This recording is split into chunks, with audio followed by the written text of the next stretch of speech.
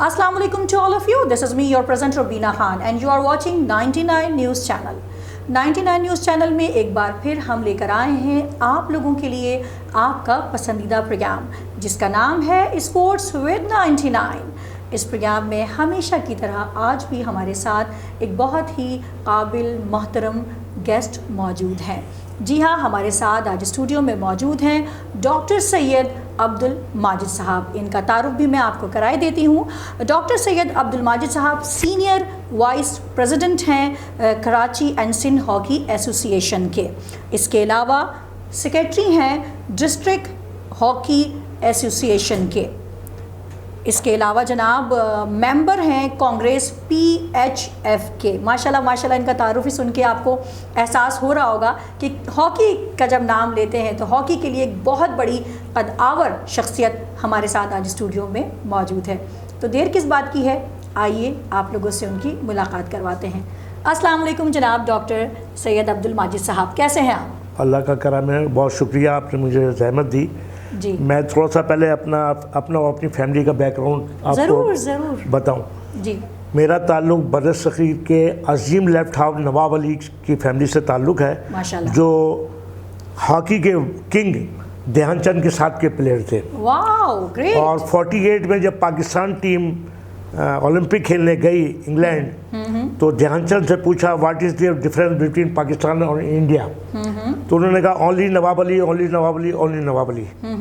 It's means कि नवाब अली अगर Pakistan team में है तो इंडिया कभी विन नहीं कर सकता, अगर नहीं है तो इंडिया विन करेगा। ये उसके अल्फाज थे। 48 सोच थी उस वक्त उनकी सोचदार एक साथ के प्लेयर थे। जब पार्टीशन हुआ तो वो इंडिया से पाकिस्तान आ गए, मेरे मामू, और मतलब ये हुआ। ठीक है। अच्छा, दूसरी बात ये है कि हॉकी की जो आपने बात की जी, मैं और मेरा ख़ानदान पाकिस्तान में वो वाहिद ख़ानदान जिसने स्कूल लेवल से हॉकी शुरू की, माशाल्लाह, ग्रास रूट लेवल से। हम कराची में 5 टूर्नामेंट कराते थे ग्रास रूट लेवल के, इंटर स्कूल, मुनव्वर जमा, खुर्शीद असलम, मतलब ये हमने बेसिक हमारी ख़ानदान की वहीं से थी। ठीक है। मैं तकरीबन 42 से 45 साल से हॉकी से वाबस्ता हूँ, खेलने के अलावा टेक्निकल फील्ड में। ठीक है। मैं इस वक्त पाकिस्तान की हॉकी का सीनियर तरीन मतलब टेक्निकल ऑफिशियल हूँ, माशाल्लाह। और मुझे ये फ़ख्र भी हासिल है कि बड़े बड़े टेक्निकल डायरेक्टर बने, लेकिन पाकिस्तान ने प्रमोट किसी को नहीं किया। मैंने 5 एम्पायर इंटरनेशनल प्रमोट किए एक साथ। ग्रेट। ये क्रेडिट है पाकिस्तान की तारीख में कभी नहीं हुआ। अब मसला ये है कि जो हॉकी आज से 20 साल या 25 साल पहले होती थी, उसमें जो करते धरते थे जी जी, वो बिल्कुल ऑनेस्ट और मुखलिस थे। सही कह रहे हैं, एग्रीड। अब के दौर में मुखलिसी नाम की कोई चीज़ नहीं है, लूट खसूट का दौर दौरा है, और शायद यही वजह है जो हॉकी जवाल की तरफ। अब मैं आपको आ रहा हूँ उस पर। बिल्कुल बिल्कुल। आप देखिए 1996 में जब बगावत की, ये जो टोला इस वक्त काबिज है पाकिस्तान हॉकी पे, इन्होंने बगावत की। मैं आप कहेंगे तो मैं आपको फ़ोटोज़ दिखा दूंगा। उस वक्त के जो पाकिस्तान हॉकी फेडरेशन के प्रेसिडेंट थे एयर मार्शल उमर फारूक साहब, वो PI के चीफ भी थे, और ये टोले ने जब बगावत की तो मैं उनको समझाता रहा कि सर आप MD हैं PIA के, ये आपके मातहत आते हैं, इनसे मुज़ाकरात ना करें। बहरहाल वो वक्त की बातें थी। पाकिस्तान की हॉकी की जवाल का 96 से शुरू हुआ। 96 से जवाल शुरू हो गया, बिल्कुल शुरू हो गया। ये साजिशी टोला किसी न किसी बहाने आता रहा, जाता रहा। अभी मौजूदा मिसाल में आपको दूँ, अभी ये जो टीम गई थी, जी जी, बकौल फेडरेशन के जिम्मेवारों के कि जी हमने उधार टिकट लेके पाकिस्तान टीम भेजी है। हाँ, सुना, आपने भी सुना होगा। जी जी, बिल्कुल। अब आप देखिए उसमें तकरीबन more than 60 lakh president PHF मुफ्ती साहब ने अपना TADA वसूल कर लिया, समझे? तो अगर उधार में गई तो टीम कैसे वसूल कर लिया उन्होंने? सही बात है।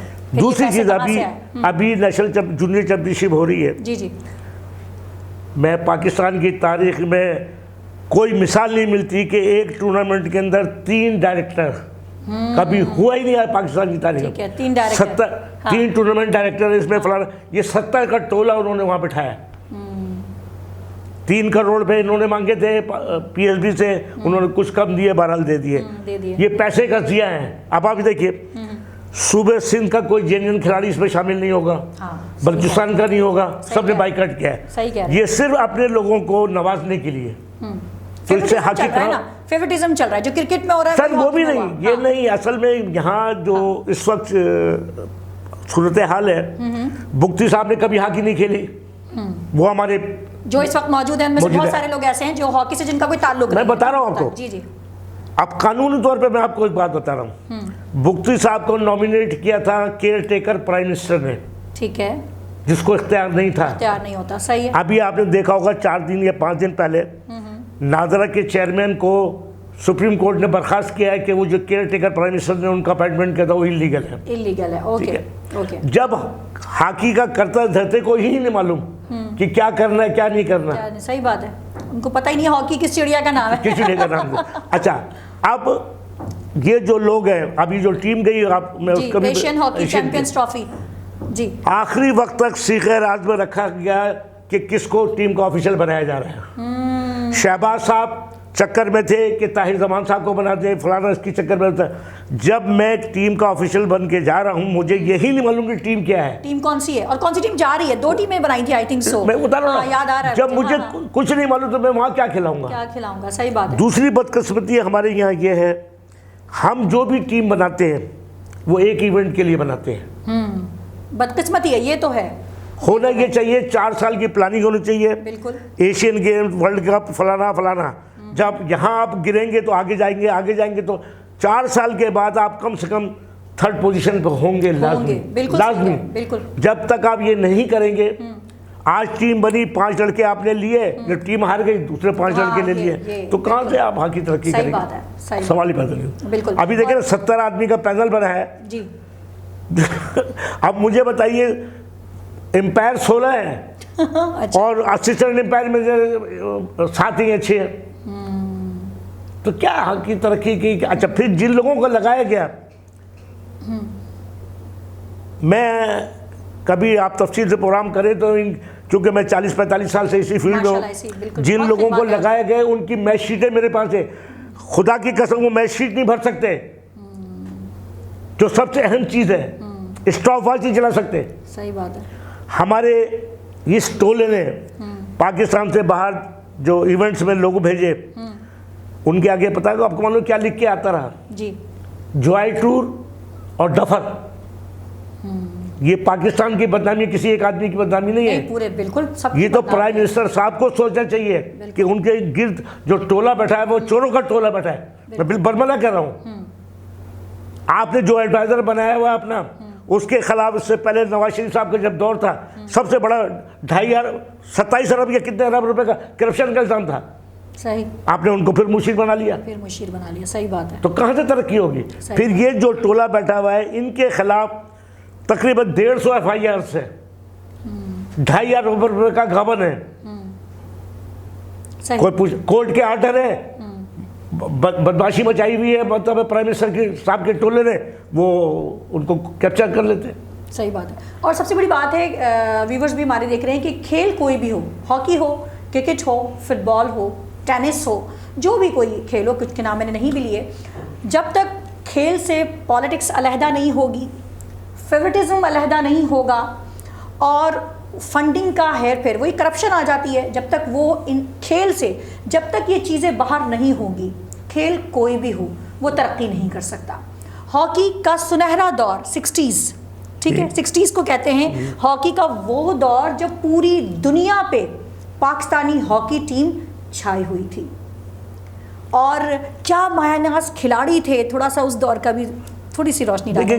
60s में जब वो हमारा मतलब वो समातें आज भी चाहती हैं कि ऐसा हो, समीउल्लाह से करीमुल्लाह, करीमुल्लाह से समीउल्लाह, मतलब वो टाइम अब कब आएगा दोबारा, कि वो बॉल कहीं जा ही नहीं पाती थी दूसरी टीम की तरफ। मैं आपको एक बताऊं, मैं तकरीबन उस दौर के तकरीबन सारे खिलाड़ियों के साथ खेला हुआ हूँ या उनके साथ टेक्निकल ऑफिशियल्स वगैरह रहा हूँ। ठीक है। पहले जो खिलाड़ी होता था ना, टीम जब बनती थी तो 16 पे कोई कंप्रोमाइज नहीं होता था। 16 की टीम पे 17-18 के ऊपर होता था कि भाई रख ले। अच्छा, दूसरा, उस वक्त के दौर में हॉकी जो थी वो स्कूल गली कूचों से होती थी। बिल्कुल बिल्कुल। अब ये चीज़ें ख़त्म हो गई, इसलिए ख़त्म हो गई कि स्कूल्स में ग्राउंड नहीं रहे, फलाने नहीं रहे, फलाने नहीं रहे।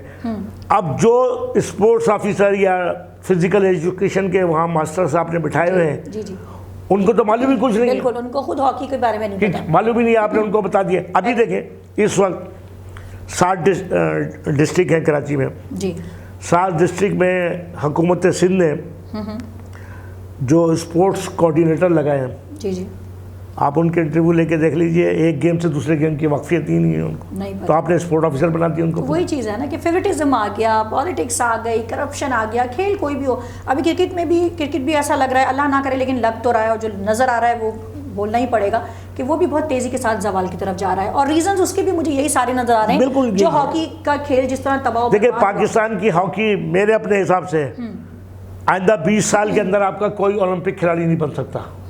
अभी भी बहुत बुरी नहीं, जब आप क्वालिफाई नहीं करेंगे, वर्ल्ड कप क्वालिफाई नहीं करेंगे तो वर्ल्ड कप कैसे खेलेंगे, एशियन कप आप क्वालिफाई नहीं करेंगे तो जब आप ओलंपिक पे जाएंगे नहीं तो आपके ओलंपियन कहाँ से बनेंगे। सही बात है, सही बात है। तो ये सारी चीज़ें हैं। अभी ये जो अरशद नदीम साहब जी जी नेजा जी जी मार के तीर मार के हैं, ये इससे पहले भी गए थे, इससे पहले भी थे। मैं इस्लामाबाद में था, उस वक्त स्पोर्ट्स मिनिस्टर थी फहमीदा मिर्जा साहब, डॉक्टर फहमीदा। जी जी, बिल्कुल। तो ये मिलने आए तो मैं भी इत्तेफाक से वहाँ था, तो इनके कोच भी थे। तो मैंने उनसे पूछा कि भाई आपके कोच कौन है, उन्होंने कही है। मैंने कहा यार आप इनको 3 फीट पीछे से निरा फिकवा रहे हैं, तो लाजमी वो 6 फीट करीब गिरेगा, तो कहाँ से क्वालिफाई करेंगे।